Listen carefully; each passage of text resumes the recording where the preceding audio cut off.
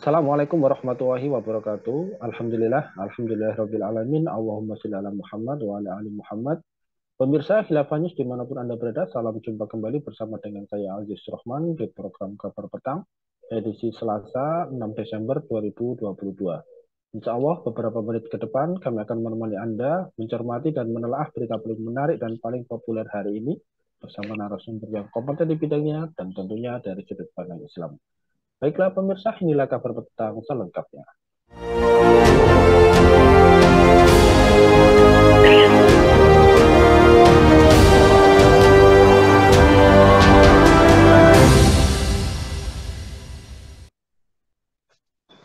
Pemirsa, Densus 88 anti teror mengamankan 4 orang terduga teroris di Sukoharjo, Jawa Tengah, Kamis 1 Desember dini hari. Menurut Kepala Desa Kades Cemani, Hadi Indrianto yang ikut melakukan penggeledahan, proses penggeledahan berlangsung sekitar 1 jam. Hasilnya, polisi hanya menyita barang bukti berupa buku-buku yang tersimpan di atas lemari dan meja. Ya, buku semacam Iqra dan buku-buku untuk memperdalam agama semacam itu. Tidak ada barang bukti berbahaya yang ditemukan, berdia. Nah, pemirsa, apakah buku Iqra dan buku-buku agama menjadi barang bukti untuk terduga teroris? Apakah Densus 88 mengidap Islamofobia dan apakah ada persoalan pada kredibilitas, profesionalitas, dan kontrol atas Densus 88 di lapangan?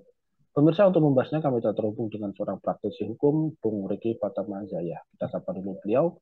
Assalamualaikum warahmatullahi wabarakatuh, Bung Riki. Waalaikumsalam warahmatullahi wabarakatuh. Alhamdulillah. Bagaimana ini kabarnya ini, Bung Riki? Sehat, Bung? Alhamdulillah sehat dalam insya Allah Allah Subhanahu wa Ta'ala. Amin ya rabbal alamin. Baik, Bung, menyikapi terkait dengan peristiwa terduga teroris ini yang kita tahu bersama ini ada indekos terduga teroris berinisial DO alias JJ di Kabupaten Sukoharjo. Ini digeledah oleh Densus 88. Nah, di dalam penggeledahan yang dilakukan pada Kamis 1 Desember kemarin, Densus 88 ini menemukan buku-buku seperti Iqra. Nah, menurut Anda ini seperti apa ini, Bung Riki? Apakah buku Iqra dan buku-buku agama ini layak untuk menjadi barang bukti terduga teroris atau seperti apa ini? Mohon tanggapannya. Terima kasih Mas Aziz Rahman. Nah, dalam beberapa perkara kita juga menangani perkara yang sama. Dalam hal ini juga akan pada prinsipnya ini yang kita bilang ustadz-ustadz, para kiai, para ulama yang memang secara keilmuan agama itu memang di atas rata-rata. Nah, pada pertanyaannya adalah terkait Iqra, buku-buku pelajaran agama. Saya rasa itu ratusan juta warga di Indonesia ini rata-rata Iqra. Rata-rata itu yang dia memiliki anak jenjang TK bahkan SD SMP itu Iqra di rumahnya itu ada termasuk buku-buku agama. Nah, apalagi kalau dia memang belajar terkait pendidikan agama, baik dia guru agama maupun dia itu yang tentunya beragama Islam. Nah, jika ini dijadikan barang bukti, lah berarti kan kita melihat, berarti potensi yang lain juga bisa terkena yang sama begitu. Itu kan logikanya, itu logik, kita berpikir logik. Yang kedua, ketika kita eh, apa ya, seolah-olah orang yang memiliki buku itu memiliki Iqra misalkan, maka dapat dikatakan mereka ini tergolong apa ekstrim, tergolong bahkan teroris gitu ya. Ini kan yang kami maksud sering sekali ini mengkriminalisasi ajaran-ajaran Islam, mengkriminalisasi ya demikian karena ajaran-ajaran Islam itu kan tertulis gitu, tertulis di pelajaran-pelajaran agama. Bukankah Iqra adalah bagian dari proses ajaran Islam gitu. Orang sebelum baca Al-Quran itu kan belajar dulu termasuk Iqra-nya begitu. Nah, tentunya ini yang harus kita protes keras, jangan yang apa ya dengan pola-pola yang sama ini dilakukan terus-menerus oleh Densus 88 kepada warga negara gitu, termasuk umat Islam di Indonesia itu. Ya, baik. Terkait dengan banyaknya barang bukti seperti buku Iqra dan buku-buku agama yang sebenarnya untuk belajar agama, tetapi kemudian pada perkembangannya seringkali dikaitkan dengan eh, dugaan kasus terorisme.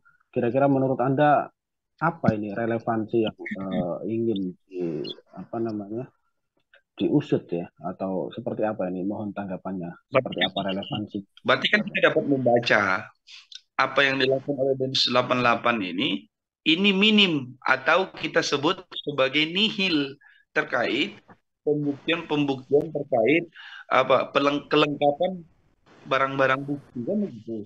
Mestinya kan begini, kalau dikatakan itu adalah tindakan terorisme, ada tidak barang-barang bukti yang diduga keras sebagai apa ya? Sebagai bukti mereka melakukan kekerasan. Kan gitu. Namanya itu udah kekerasan. Tindakan terorisme lagi. Ekstrajudisial lagi. Ini kan mestinya barang-barang bukti yang diamankan itu adalah yang terkait itu. Bukan bukan yang dikatakan sebagai apa ya? Bukan dikatakan sebagai ajaran-ajaran yang dianutnya begitu. Lah, kalau misalkan agama-agama lain yang melakukan, agama Kristen, Hindu, Buddha, Konghucu yang melakukan, itu kan tidak dikaitkan dengan ajarannya, begitu loh. Tapi dikaitkan dengan oknumnya. Karena prinsip pidana itu siapa yang melakukannya, maka dia yang bertanggung jawab. Tidak bisa diasosiasikan kepada keluarganya. Makanya tindakan pidana itu tidak dapat diwakilkan gitu ya, atau tidak dapat diturunkan kepada anak keluarganya begitu. Nah, itu prinsip pidana termasuk kepada komunitasnya, termasuk juga terhadap apa? Terhadap ajaran-ajaran gaya kini misalkan. Eh, di DPR kan orang-orangnya kan banyak melakukan korupsi. Apakah kita bisa melakukan itu sebuah ya DPR sarang koruptor kan begitu? Kalau bisa kita lakukan begitu, sehingga semua harus ditangkap. Jadi kalau ada satu orang yang melakukan korupsi, kita mengatakan semuanya korupsi gitu. Padahal bukan satu yang melakukan korupsi, malah lebih banyak mungkin ya. Kan begitu. Nah, begitu juga tindakan terorisme ini. Kalau ada yang melakukan demikian begitu ya, maka mestinya orangnya saja gitu, tidak dikait-kaitkan terhadap ajaran Islamnya begitu. Karena ajaran Islam itu adalah rahmatan lil alamin, tidak seperti yang digadang-gadang sekarang ini. Nah, oleh karena itu jawaban pertama saya ya pendapat dari surat itu nihil atau minim lah kita sebut pembuktian terhadap barang-barang bukti sehingga apapun yang diambil dicomot diambil aja gitu untuk pelengkapan administratif itu yang saya lihat itu ya itu. Ya, baik. Jadi kalau kemudian kita melihatnya ya dengan barang bukti Iqra, terus kemudian dulu juga pernah Al-Quran ya dijadikan barang bukti untuk kasus terduga terorisme. Anda melihatnya ini seperti apa? Apakah ini ada dalam tanda petik ya unsur kesengajaan ya untuk mencitraburukkan Islam? Nah, ini sebenarnya seperti apa ini citra yang ingin dibangun oleh mereka terhadap kelompok-kelompok Islam dan para aktivisnya? Nah, itu yang dilihat oleh masyarakat luas hari ini, khususnya masyarakat yang beragama Islam di Indonesia bahkan di dunia lah. Dalam hal ini kan kita khususnya di Indonesia. Ini memang ada semacam stempel Islamophobia gitu ya. Mengkriminalisasi ajaran-ajaran Islam sehingga yang menjadikan barang bukti itu seolah-olah terbiasa begitu loh. Nanti Iqra, setelah itu ajaran agama, setelah itu ada Al-Quran, nanti mungkin ada gamis, ada peci, ada yang lain-lain begitu. Jadi yang identik dengan Islam. Karena Islamophobia ini berupaya, memang orang itu susah untuk memurtadkan Islam, gitu ya. Jadi itu banyak, tapi untuk agar umat Islam itu tidak pede lagi gitu ya atau khawatir bahkan apa ya ragu-ragu mendakwahkan Islam gitu ya itu terjadi di tengah-tengah masyarakat begitu loh. Saya pernah diskusi di apa ya di acara apalah para ulama itu waktu penangkapan Ustadz Farid Okbah. Jadi banyak orang bukan banyak ya, ada beberapa orang itu yang menyampaikan ke saya setelah saya menyampaikan beberapa fakta dan kajian hukum bahwasanya apapun yang terjadi kita wajib beramal ma'ruf nahi mungkar. Walaupun dengan peristiwa yang ada dan memang ini didesain seolah-olah ya agar kita apa ya ragu-ragu menyampaikan Islam begitu ya. Jadi jangan jangan terlalu pede begitu itu pesannya yang dibaca oleh kaum muslimin hari ini. Nah, sehingga kita menjelaskan ya namanya amar ma'ruf nahi mungkar itu kan ada aja risikonya begitu ya.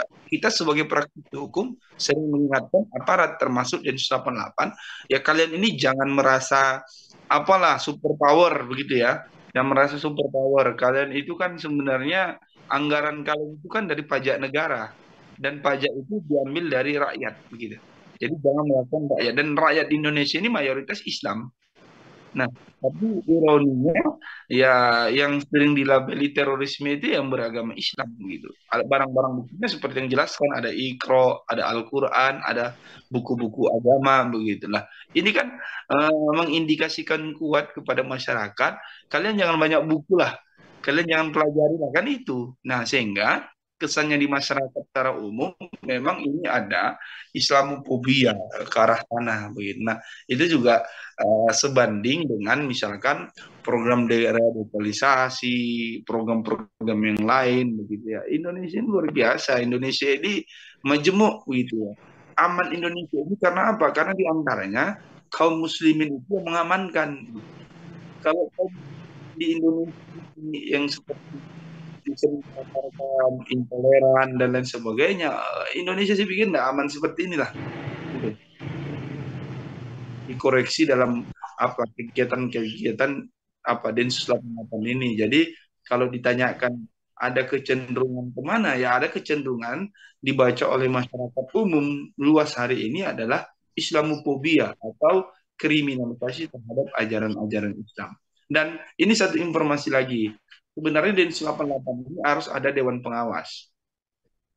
Kenapa? Karena mereka ini di undang-undang pun mereka harus ada yang mengawasi, tapi tidak efektif berjalan hari ini. Nah, di beberapa waktu kesempatan kita juga sudah pernah berbicara langsung kepada Komisi 3 DPR RI dan kita meminta agar bagaimana Dewan Pengawas ini betul-betul mengawasi kinerja dari Densus 88 agar jangan over apa namanya administrasi maupun nanti offside begitu. Dan kita membuat kali ini offside gitu.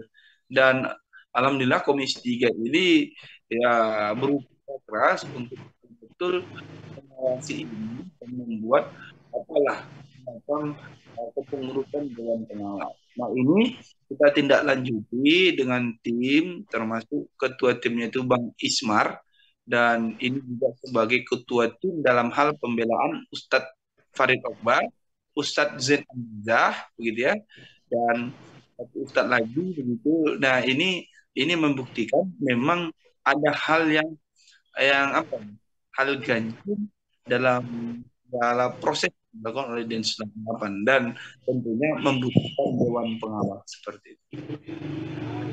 Ya baik, jika memang ada indikasi-indikasi yang mengarah kepada Islamofobia, lantas apakah ini persoalannya adalah terkait kredibilitas, kemudian profesionalitas dan kontrol Densus 88 yang tidak optimal, atau ada problem yang lebih kompleks ya, misalkan ada problem ideologis yang memang diarahkan untuk menyerang Islam. Ini sebenarnya apa ini?